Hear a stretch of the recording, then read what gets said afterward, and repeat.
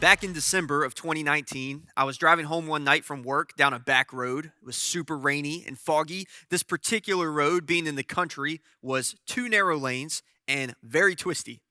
I generally drive pretty much like an old person, slowly and carefully. So, naturally, with it being dark and the weather being rough, I was being as cautious as I possibly could. But still, when you're driving, some things are just out of your control. I came around this sharp curve and there was a giant dead deer in the road less than 100 feet in front of me. That's not really uncommon in Powhatan where I live, and something that's normally pretty easy to avoid. You just kind of slow down and move into the other lane when it's safe to. However, right at this moment, another car was zooming in the opposite direction, so I couldn't move over. And this was now a major problem because at this point, the deer was basically right in front of me, so I only had time to slow down a tiny bit. But then, at that moment, survival instinct kicked in and my brain recalibrated and I came up with an exceptional plan B. If you drive right now, you know that if you see something small on the road that you don't want to hit with your tires, you normally just drive over it with the center of your vehicle and it safely passes between all four wheels and you just go on with your day. So I thought in this split second, just do that with the deer. The problem is that the buck did not do his part because he needed to smush and duck under like Jason Bourne in some action movie, but instead, because he was super dead already, he just did nothing and he proceeded to absolutely murk the bottom of my car. It felt like I got nuked. An important note here is that for the rest of the story is that I drive an electric vehicle because I don't want to pay for gas. So a few seconds later, entering low power mode appeared on the screen next to me and I couldn't go over 30 miles per hour anymore. I was essentially driving a battery-powered golf cart, and it took me like 30 minutes to go 4 miles before I finally arrived home and figured out that I needed to get it towed to the shop the following day because it wasn't even safe to drive anymore. So we got there, and once the car was up on the lift, the mechanic brought me out to the garage, and he pointed at all this metal plating that was dripping in blue fluid, and he told me that that fluid was akin to oil in a normal combustion engine. So once it all leaked out of the car, it would be toast. He told me that the metal plating of their car was meant to protect it from something exactly like what happened to me, like a dead deer attacking you. The problem is that there was one little gap in the plates that was only like 1 inch wide. And if something hit that gap just perfectly and slipped in, like Luke Skywalker using the Force to destroy the Death Star, if you're a Star Wars fan out there, it could puncture this little piece of plastic that's purpose was to connect every vital fluid hose responsible for powering the car to its battery. With that said, I say again, my dude the deer destroyed my car. And it blows my mind that this super advanced machine was debilitated by one crack in a tiny piece of plastic. And then it could just no longer perform its purpose. But then again, pretty much everything around us has parts that are absolutely integral to it operating. Computers have a motherboard. Electric cars have fragile pieces of plastic, and on and on and on. You can think of something, and we are no different.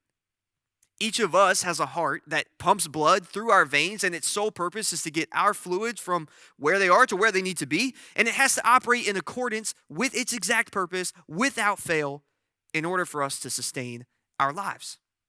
And then, as it turns out, each of those lives is meant to fulfill a larger purpose of their own, one that is vital to sustaining the world around us. And we all spend a lot of time and energy searching for that purpose and trying to live it out, particularly you guys, because as you grow up, part of what you're doing is establishing what your purpose will be and figuring out how to live into it.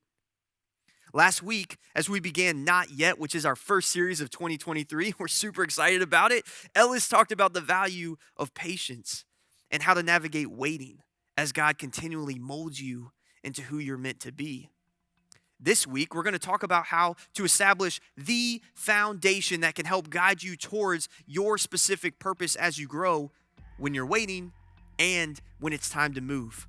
If you focus on building onto this foundation for the rest of your life, you'll not only be able to live in a way that is fulfilling to you, but you'll be able to change the lives of people all around you by being a part of something bigger than yourself.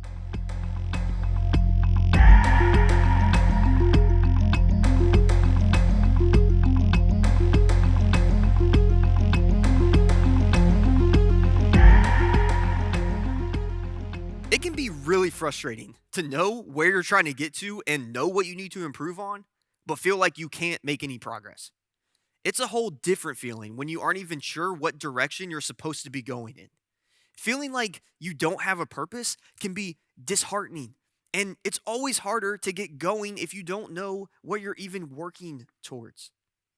If you've been around PCC for a while, you've probably heard us use the phrase fulfilling life, or maybe heard us talk about being fulfilled. Ultimately, I believe that knowing your purpose and living into it is directly related to how fulfilled you feel. I also believe the key to purpose and fulfillment is found in why PCC exists as a church in the first place, which is easily boiled down to we want everyone to live the most fulfilling lives possible by knowing Jesus Christ. So, how are knowing Jesus and having a fulfilled life connected? Well, that question can help us determine our purpose. And it goes like this: when you make knowing Jesus your purpose, you live a fulfilling life. Now, trying to know Jesus can look different to each of us, and we'll get deeper into that later. But at the most basic level of this statement, when you center your efforts around this idea of knowing Jesus, you have a great place to start any endeavor. Jesus used a metaphor in Scripture to explain it like this: remain in me as I also remain in you. No branch can bear fruit by itself, it must remain in the vine. Neither can you bear fruit unless you remain in me. I am the vine, you are the branches. If you remain in me and I in you, you will bear much fruit.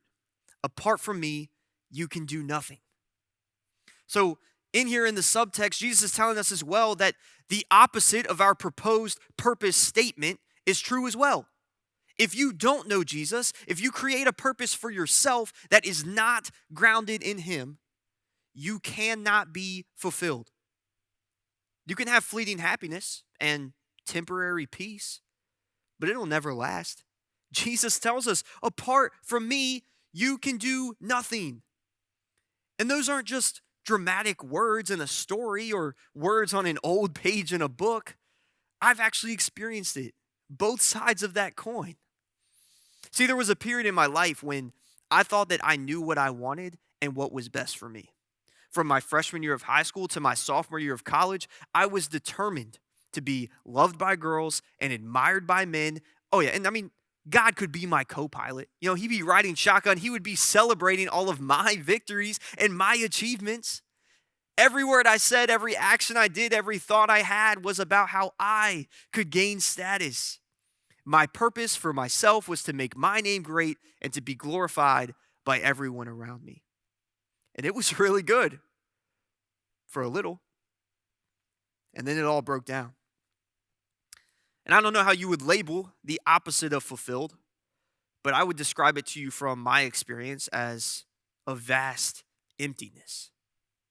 When my actions had severed my relationships, ruined my reputation to others, devastated the people that I cared about, all that was left was emptiness inside of me and a barren wasteland all around me.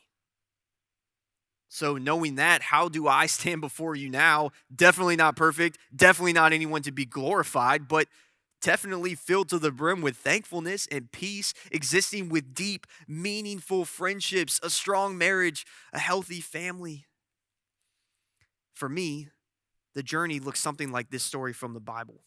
Jesus gets asked to come with a prominent Jewish leader in the community to his house, but before any of that happens, this happens. Jesus got up and went with him, talking about this leader, and so did his disciples. Just then, a woman who had been subject to bleeding for 12 years came up behind Jesus and touched the edge of his cloak. She said to herself, "If I only touch his cloak, I will be healed." Jesus turned and saw her. "Take heart, daughter," he said. "Your faith has healed you." And the woman was healed at that moment. We only see a couple verses of it, but this woman's story isn't contained to just those verses. We read that it goes back years of pain and misery, her body physically and spiritually being drained. And what was the remedy?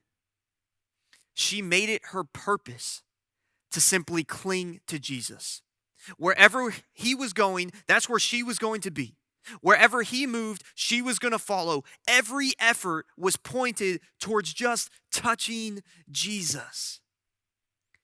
And then she has this encounter with him, and her entire life changes. When I was wandering in my emptiness, I finally made a decision that I was going to replace everything that I held dear with God's purpose for my life. His will would be mine. My purpose became not only seeking to know where he was calling me to, but to understand and to be open to how he wanted to mold me so that I would be ready when I was sent, no matter how uncomfortable it was. And then my life transformed. Now, everything is not perfect. Sometimes I still make dumb decisions that have consequences. Sometimes unfair things that I don't have any control over happen, and it hurts. I'm not always happy and life isn't always easy, but I can stand here and attest to you that when you make knowing Jesus your purpose, you live a fulfilling life.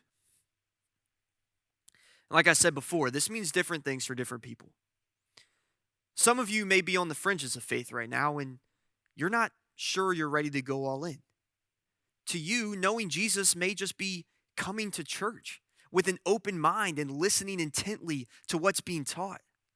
Maybe just do a little bit of reading in the Bible simply about how Jesus interacted with people and how he loved them so that you can come to understand that he feels that way about you right now and can change your life. Maybe you're someone who's ready to take steps deeper into faith because you believe that Jesus is who he says he is and you want your life to be different and you know that Jesus is the answer. Then make church a priority, not just something else on your calendar. And you can even get involved, ask questions and participate in discussions in small group. Start serving on Sunday mornings and as a part of your own student ministry. Make your walk with Jesus the foundation of your life and let it inform everything else you do. That includes the way you treat people, the way you make decisions, and even what you value. And finally, if you've been all in, if you've been following Jesus, but you feel like you've just hit a roadblock or you feel like you need more, then spend some time in reflection. Look at where you may have some weaknesses in your faith. Look at what still keeps you anchored to the ways of the world and chip away at them. How can you continue to replace reliance on yourself with reliance on Jesus? You have to be honest with yourself, and you can seek wise counsel from trusted mentors. They can help you look at your big decisions not as what do I need to do? What do I want to do? But instead, what does God have for me in this season? How can I reflect the goodness of God in everything that I do? Because guys, seriously, if you make your purpose to know Jesus, everything about you changes. You start to value what he values. You start to love others in a way that they'll never expect or have experienced before. Your relationships will grow deeper. You'll have hope in the bleakest circumstances. You know that God is moving because you can feel it. And he'll let you be a part of it. And lives will change. There is something incredible on the horizon for you. And then in turn, everyone that God touches through you. But it starts with one decision, one that you can make today. So I got to ask you, what's your purpose?